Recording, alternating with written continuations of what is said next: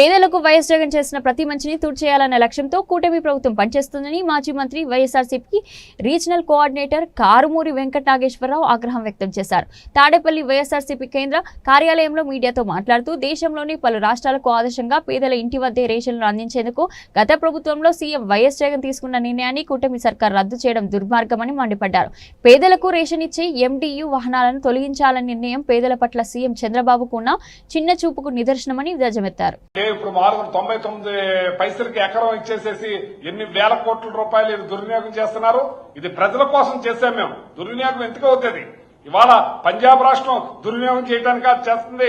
ఇంకా 5-6 రాష్ట్రాలు ఇది కొనసాగించేలాగా ఏర్పాటు చేస్తున్నారు. ఇది దుర్వినియోగం చేయడానికా?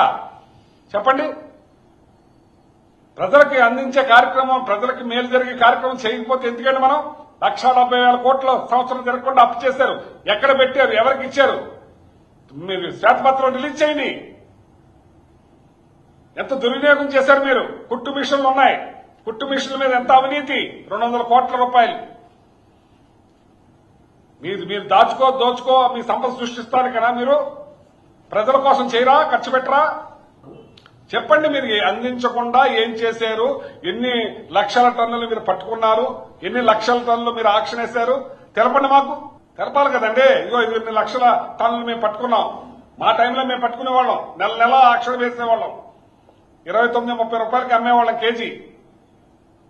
మీరు సీజ్ ద షిప్ అన్నారు. స్టార్ట్ ద షిప్ అయింది. మీరు గొడవలకు సీల్ చేసామన్నారు.